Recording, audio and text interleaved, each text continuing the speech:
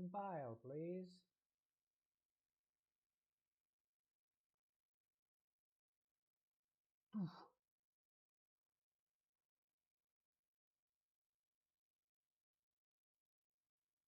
I've code successful. Perfect.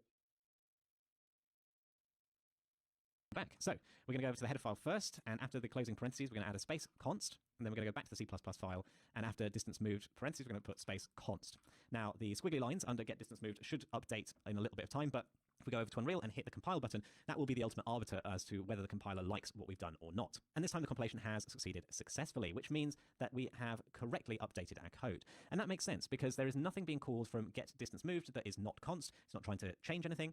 And where we are calling a function in should platform return, we are only using const functions. And this is a way for us to increase the safety of our code because functions won't be changing stuff without us knowing about it. Now, as a little exercise to yourself, you might want to go through and look at all the functions that we've been using up to now and see which one of them are marked as const and which ones aren't. You can do this by simply hovering over a function such as getActorLocation and seeing whether the pop-up that is included, whether after the parentheses it has const or not. You can see with getActorLocation, hovering over it gives me const. Hovering over getName also gives me that this is const, and it makes sense. Neither of those two should be changing the state of our class. Now, if I hovered over tick, you can see this one isn't marked as const, and that makes sense because tick is usually used for updating how a class is positioned in the world or any of the state of the class.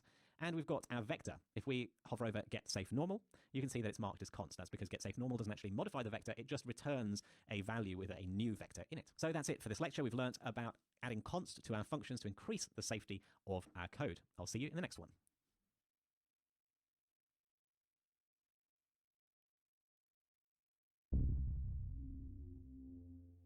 Hello and welcome. In this lecture, we're going to be making rotating as well as moving platforms. We're going to do this by learning about the F rotator type in C++ so that we can add a little bit more of another element to our puzzle. Let's dive in and find out how this works.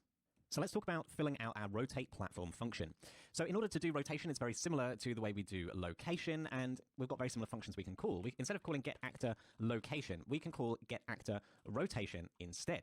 And if I go and put parentheses on the end of this line and just hover over the function, then Visual Studio IntelliSense is going to show us that the return value from this is an F rotator. We've used the F vector when working with locations, and we've talked about rotators in the previous sections. So let's have a look at putting this F rotator into a local variable. So the type's going to be F rotator.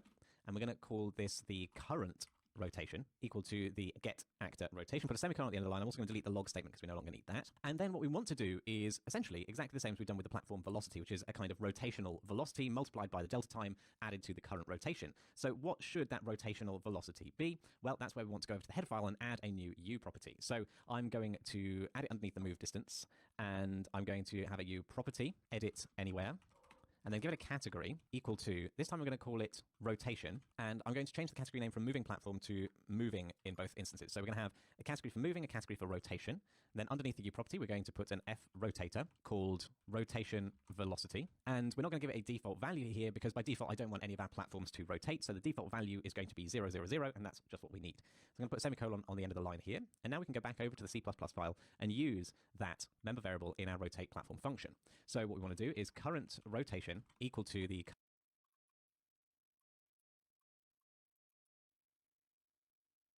equal to, this time we're going to call it rotation, and I'm going to change the category name from moving platform to moving in both instances. So we're going to have a category for moving, a category for rotation. Then underneath the U property, we're going to put an F rotator called rotation velocity. And we're not going to give it a default value here because by default, I don't want any of our platforms to rotate. So the default value is going to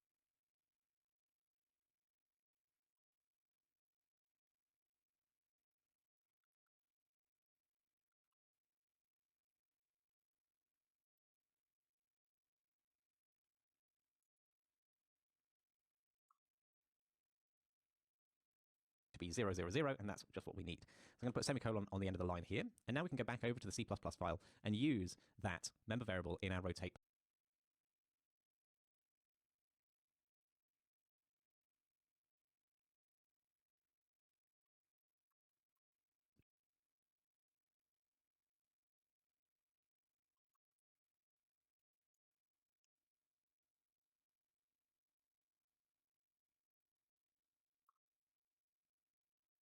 Just what we need. So I'm going to put a semicolon on the end of the line here.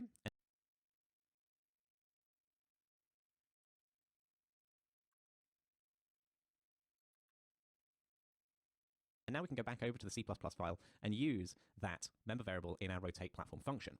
So what we want to do is current rotation equal to the current rotation plus rotation velocity multiplied by delta time. But What is rotation velocity? Where does that come from?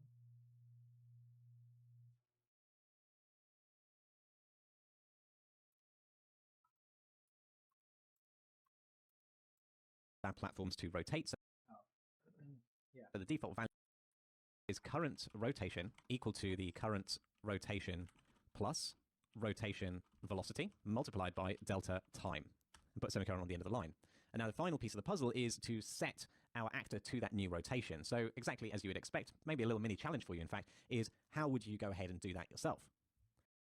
Well, what we would use is the set actor rotation function, and we would pass in an argument of current rotation, like so, and put a semicolon on the end of the line. Now, unfortunately, it doesn't work quite as simply as this. It's come to my attention, some students have pointed out, and the teaching assistant, Dan, thank you very much, has pointed out that just adding rotations together like this won't always work because of some of the complications around rotations wrapping around themselves. If you go all the way to minus 90 degrees of rotation, at some point you need to flip over into plus 90 degrees of rotation and so on and so forth. So a better way around this, instead of setting the actor rotation, is to call the add actor local rotation. And you can notice here that there are a few add actor local transform as well, and local offset, that's for location. So you can use that as well instead of adding location. However, there aren't the same sort of problems that we're going to encounter in the edge cases around rotation. So what I would recommend you do is add actor local rotation here instead, and then you just put in the rotation velocity multiplied by the delta time, and it does the rest of this code automatically for you. So we can just go ahead and get rid of those lines, and you've got a straightforward addition to the local rotation going on here. And you can also get rid of this getting the current rotation because we no longer need that either. So let's head over into the editor and hit the compile button. And when that's done, close the log. Let's select one of the platforms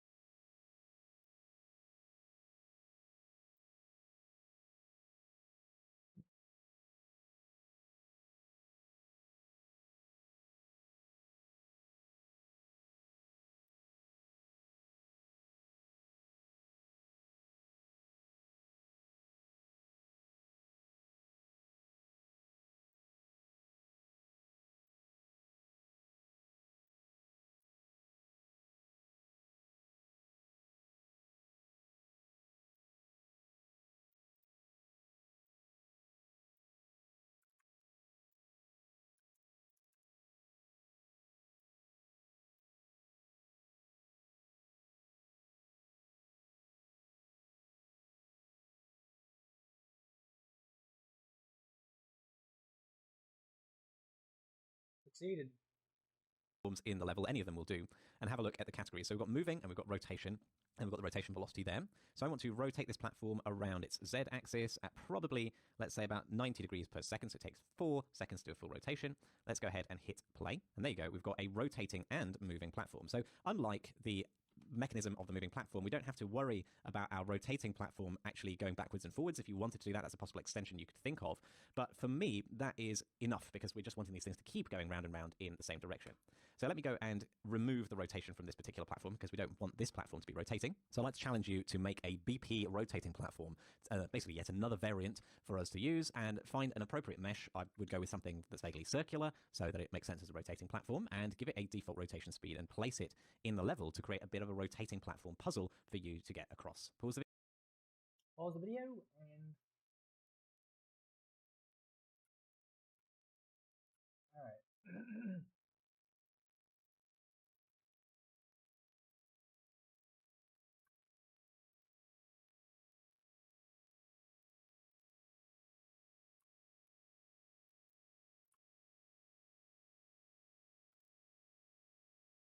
Player button.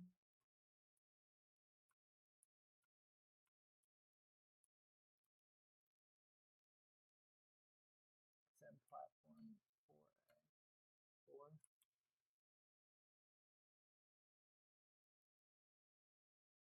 And now I want to go. How do I do this again?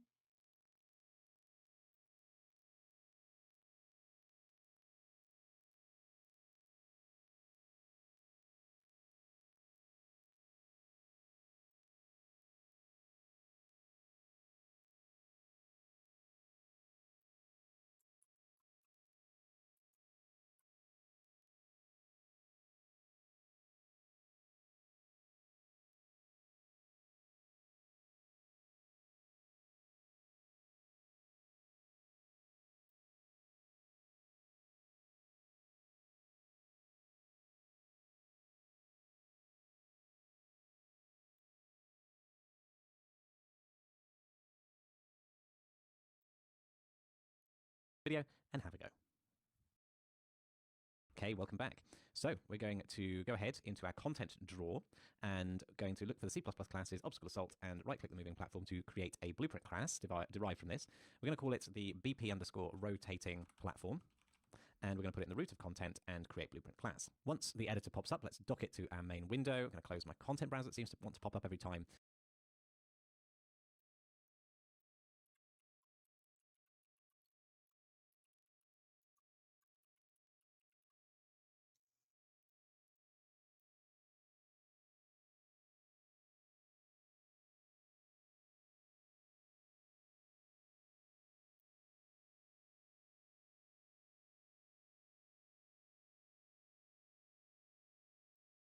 And I'm going to go to our main level and go to the island with all our test assets on, right click, go here.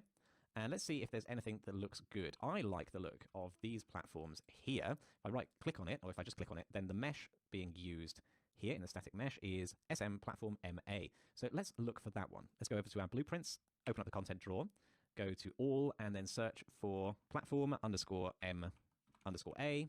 And then we've got the mesh, which is this one here. Second one along for me. I'm going to drag it in to our viewport to have our platform. Now let's see where this is centered. Is it centered on the middle? Yes, it is, which is good and important because we do need it to rotate around the middle. Otherwise, this circular platform is going to look a little bit strange.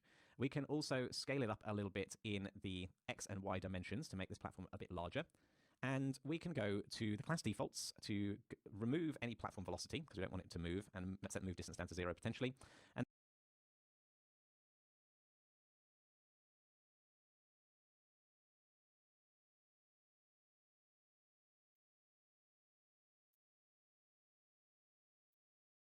And then look at the rotation section and set that to about, well, we tried 90 degrees per second and that seemed fairly reasonable. So let's go ahead and save this rotating platform.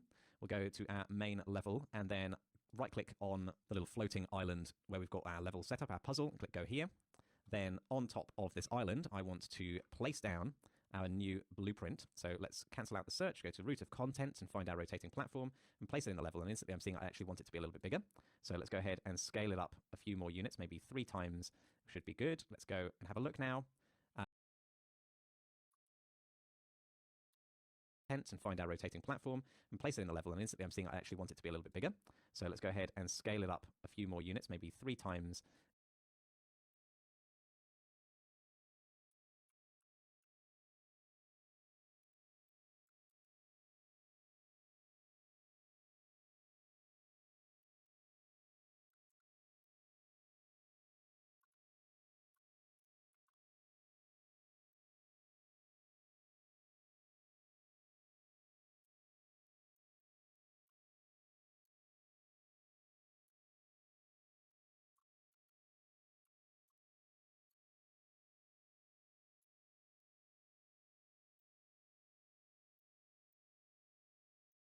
Should be good. Let's go and have a look now. I think it could be even larger still, so I'm going to scale up a bit more. So that essentially in the X and Y, it's 5 times larger than it was originally. Okay, that's a nice wide rotating disk and might be quite challenging for us to get across. So I'm going to duplicate these using Alt and drag to make a few of them across the platform and try and place them appropriately. And then Alt drag a few more. So we've got a nice little set of puzzles here for us to try and get across. So I just wiggled them around a bit until I could get them pretty much edge to edge. And here's where being able to have a game mode really helps because we can right click near the platforms and click play from here. And here are all of our rotating platforms for us to step upon. And it's a little bit of a challenge now for us to find our way across these moving platforms. Nice and easy. Now there's this dead zone in the middle which we could try and blank out, but it's actually quite hard to get and stay in the dead zone. So I'm not going to try and put anything in there specifically to try and stop that. But you can see, there you go. It's a doable challenge. We can get across, but it's a little bit tricky, and that is fun. Great stuff. So in this lecture, we've seen how to make rotating platforms by learning about a new type, the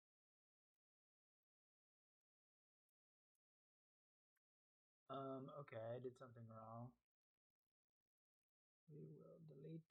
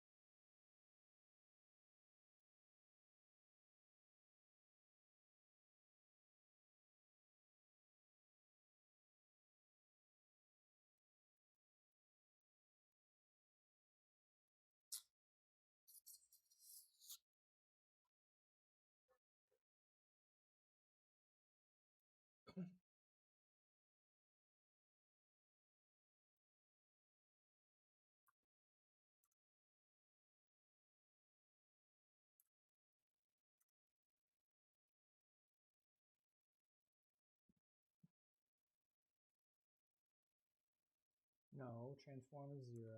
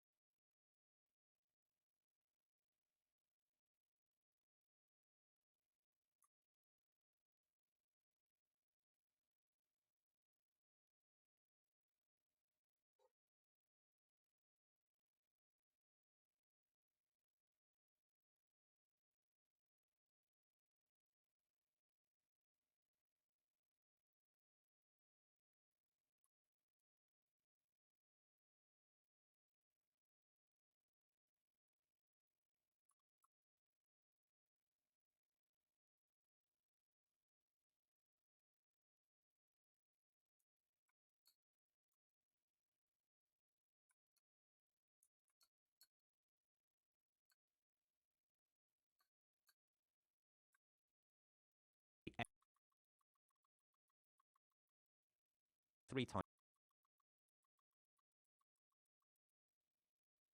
in the static mesh is SM platform MA. So let's look for that one. Let's go over to our blueprints, open up the content drawer, go to all, and then search for platform underscore M underscore A.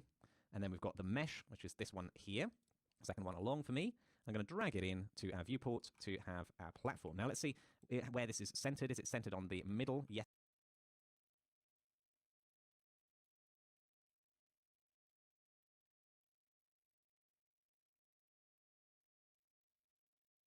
it is, which is good and important because we do need it to rotate around the middle. Otherwise, this circular platform is going to look a little bit strange. We can also scale it up a little bit in the X and Y dimensions to make this platform a bit larger.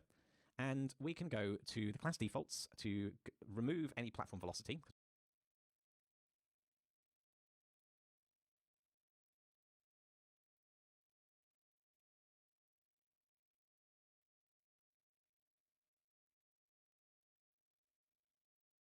We don't want it to move, and set the move distance down to 0 potentially. And then look at the rotation section and set that to about, well, we tried 90 degrees per second, and that seemed fairly reasonable. So let's go ahead and save this rotating platform. We'll go to our main level and then right click on the little floating island where we've got our level set up, our puzzle, and click go here. Then on top of this island, I want to place down our new blueprint. So let's cancel out the search, go to root of content and find our rotating platform and place it in the level. And instantly I'm seeing I actually want it to be a little bit bigger. So let's go ahead and scale it up a few more units, maybe 3 times should be good. Let's go and have a look now.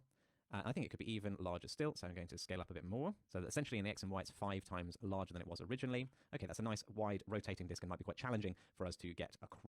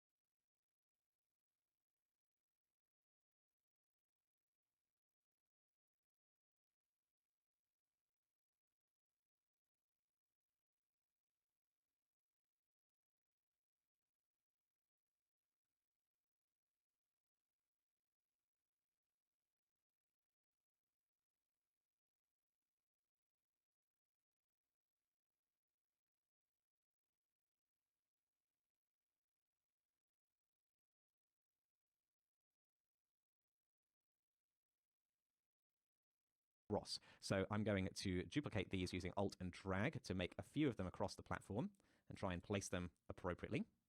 And then Alt drag a few more, So we've got a nice little set of puzzles here for us to try and get across. So I just wiggled them around a bit until I could get them pretty much edge to edge.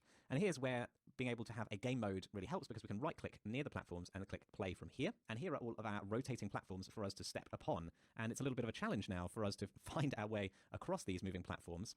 Nice.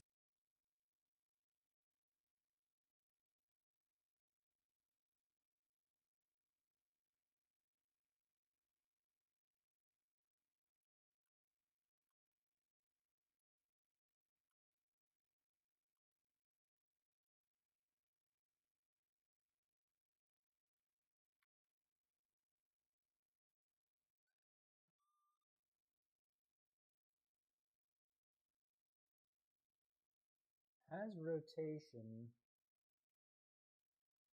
That's a rotator there. All right.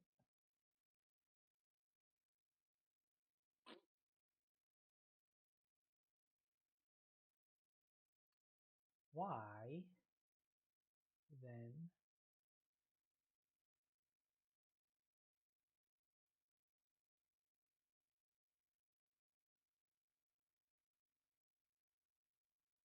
Oh no.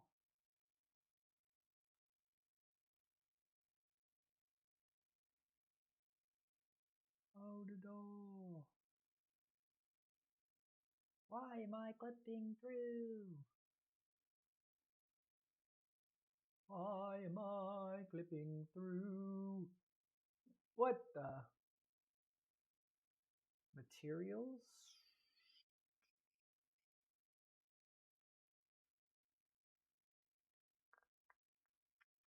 It has a mesh.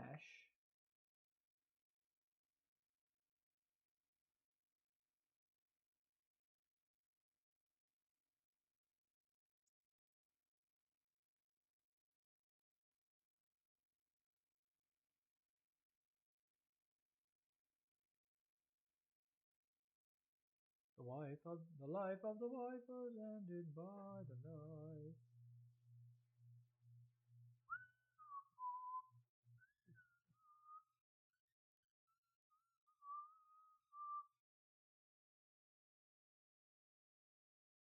Physics material override.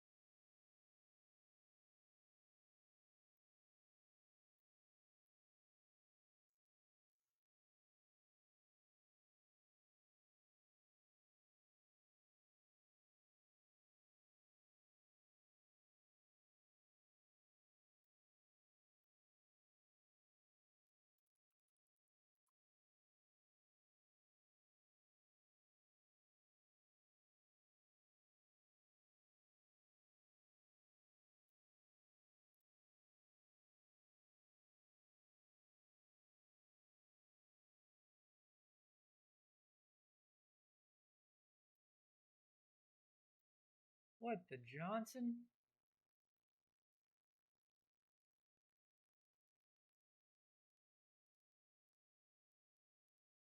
I don't understand what's going on.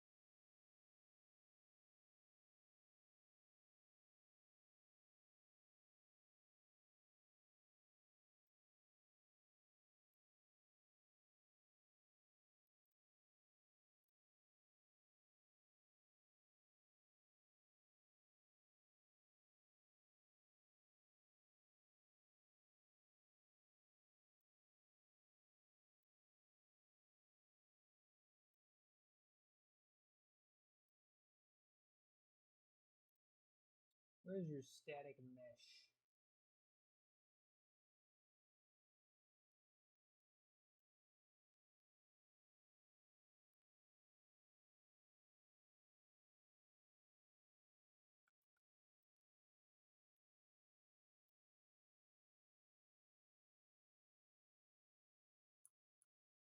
There we go.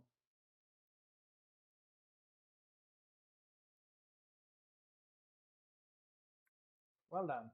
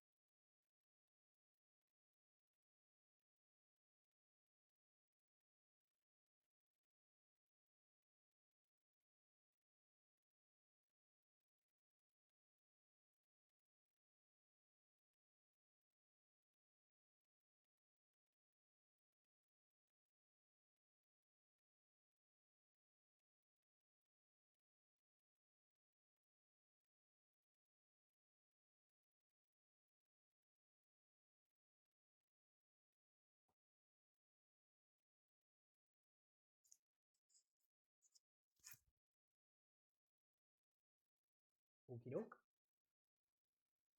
Sometime back It's later. easy. Now there's this dead zone in the middle which we could try and blank out, but it's actually quite hard to get and stay in the dead zone. So I'm not going to try and put anything in there specifically to try and stop that. But you can see, there you go. It's a doable challenge. We can get across, but it's a little bit tricky, and that is fun. Great stuff. So in this lecture, we've seen how to make rotating platforms by learning about a new type, the F rotator, and how we can use it to set the rotation of our actors. I'll see you in the next lecture.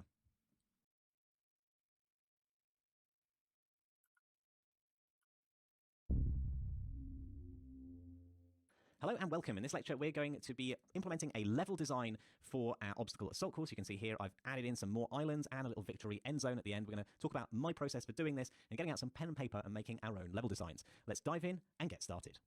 So let's try and spend a moment to design a level out of the different components we've got here. Here's my approach. I'm going to start with what kind of permutations and options of obstacle do I have? So what elements can I play with to design this level? We've got rotating versus moving. That's one of the key elements we could fiddle with. We've got up or down or left and right. So you could have platforms that transport you across a gap. You could have up and down to take you up a level like we've already shown. We've got the pushing/transporting option. So platforms can be used to push you off of something, so they can be an obstacle to avoid, or they can transport you, in which case they're an obstacle that you want to get on. So those are some of the options that we've got available here. Let's have a look, in this case, at a simple linear course through our obstacle assault course, where basically the whole objective is just to get from the start to the end, and there aren't any kind of diversions. You can't take a shortcut, you can't take an option B path.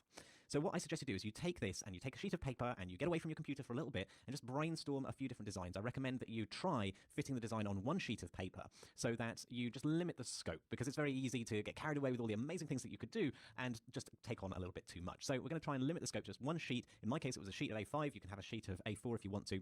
Here's the example of what I've come up with, really very quick and dirty, just to give me an idea of what I want. And this is just going to be something that I can adapt later on. You can see it's incorporating some elements of the design that we've already got. So we've got the up and down platforms that take us up to a second level. We've got the pushers going backwards and forwards. We've got these rotating platforms that we need to get across. Then I thought maybe it would be nice to have the idea of a sweeper. So something like a pusher where it rotates around and tries to sweep us off the platform. Something like that, and then we'll have some goal at the end, maybe something to reach that looks cool and makes it clear that we've got to the end of the obstacle course. So that's my idea, and I'd like to challenge you to make your own level design too. So limit yourself to one sheet of paper, as I said. Share your results once you're done. Choose the design you like the best and share it in the discussions before you go and implement it, and then try and implement it for yourself. We've seen how we can make different blueprints for different elements, so you might have a few more elements that you've incorporated in your design, so you can go ahead and make a few more blueprints and put them in the world. So let your design adapt as you play it as well. Once you've written it on paper, you don't have to stick to it. It's not a rule. It's just an idea to get you started. So pause the video and have a go. Okay, welcome back. So the bit that I wanted to add on top of this level design that we've already got is perhaps we'll add a second platform in here, and we'll rotate it around so that it doesn't look the same and lift it up just another level. So this is what I mean. I'm already adapting the design because I've noticed that I don't have any more space on this platform to put a pusher in there. And then there are some stairs down here. I kind of like those. So I'm going to take a copy of this ramp and try and paste it down here. I want to actually move it up to the platform somehow. So what I might do is take the location of one of these rotating platforms and copy it, and click on the ramp that I've duplicated and paste the location so that it comes up here. Excellent. And now I'm going to try and position this ramp so that it takes us up to the next platform. So I'm going to have to adjust the height of the platform and adjust its position somewhat as well, so that it takes us nicely up there. So this is where using the play from here, it comes in really handy. If we right click on just after we've gone past our rotating platforms, click play from here and see if we can get up these stairs. Looks like we can't for some reason. I think the angle of these stairs is a little bit too steep. So how can we fix that? Well, I can go over to the third person character and I can click on its movement component, and here there's a bunch of properties about how this character walks. And you can see one of them is the walkable floor angle, and it's set to 44 degrees. So it looks like we've got a bit of a steeper set of stairs. So I'm just going to set this to 60 degrees to make sure we can make our way up it. Then we're going to play from here again and see if we can get up there.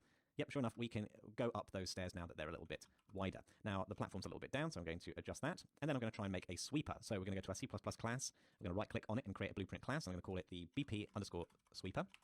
I'm going to put it in the root of content. Then with that open, I'm going to go to our content drawer and search for, well, I quite like the look of these archways. If they were rotating, we'd have to kind of get inside of them and then move on without getting hit by them, which might be kind of interesting. So I'm adapting my design from what I'd originally thought, but that's kind of cool. So we've got a large gate. That's what it's called. Let's go to our content drawer inside of BP Sweeper, go to all and search for large_gate. And I want the one without the force field. So that would be, it looks like it's made up of two meshes actually.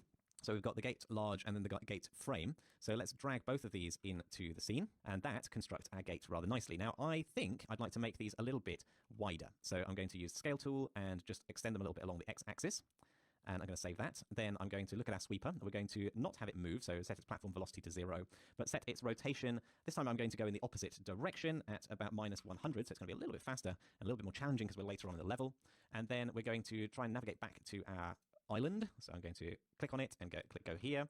And then on top, we can start placing down these sweepers. So clear my filter and start getting some sweepers and sticking them on the island, and we can rotate them a little bit so that they are all at different offsets from each other. I duplicate them with Alt a little bit here. Like I say, I'm rotating some of them to everything start slightly differently.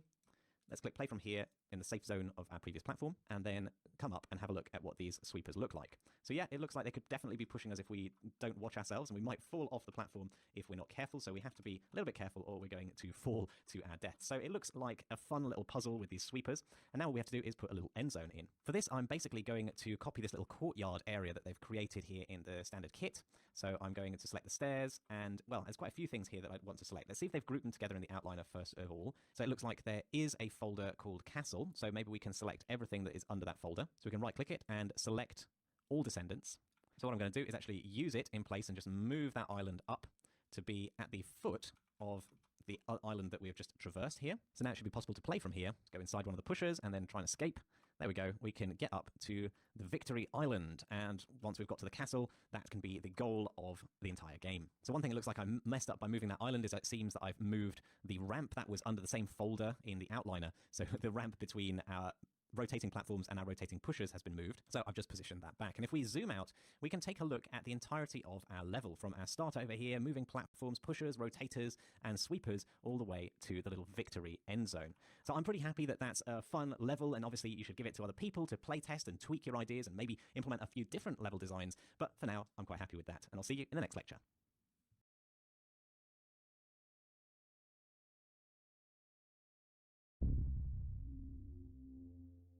So it's been an absolutely jam-packed section. Let's see what the highlights have been of what we've learned. So we've learned about the structure of our C++ syntax, about statements and expressions, and some of the basic stuff like local variables and if statements and braces and all of that good gubbins. We've learned how to create classes in C++, the idea of a header file versus a C++ file. We've looked at member variables and member functions and how we can declare them and what it means for them to be members of the class. We've looked at creating blueprint child classes off of our C++ so that we can use a bit of the best of both worlds. We used some of Unreal's built-in functionality, such as the U property and the UE log, to communicate with our editor. And we've used some Unreal types, the F string, the F vector, and the F rotator. We've been introduced to all of these and used them somewhat. And we've looked at some of the Unreal classes, such as the game mode and character class, and how these work together in making games easier to build in Unreal. Now, there are a couple of extensions to this project that you could try if you wanted to take things a little bit further. First of all, I would suggest trying to build some more levels and playing them and testing them, that sort of thing, and inventing some new platform types, so some more blueprints for pushers or rotating platforms, or maybe even rotating and moving platforms. You could let your imagination be the limit here. Then rotation back and forth might be something you want to try and implement within code and see if you could think of a way of doing that. Configuring a move by its end location instead of the distance moved by a platform, you could try seeing if you could figure that out. This is probably for those of you who are more familiar with the programming already, though, so if you're not confident with any of these, obviously wait until later on in the course. You can always circle back to this project and improve it later on. Well, that is it for the section. I've had a whale of a time making this, and I hope you've enjoyed it too, and I'll see you in the next section.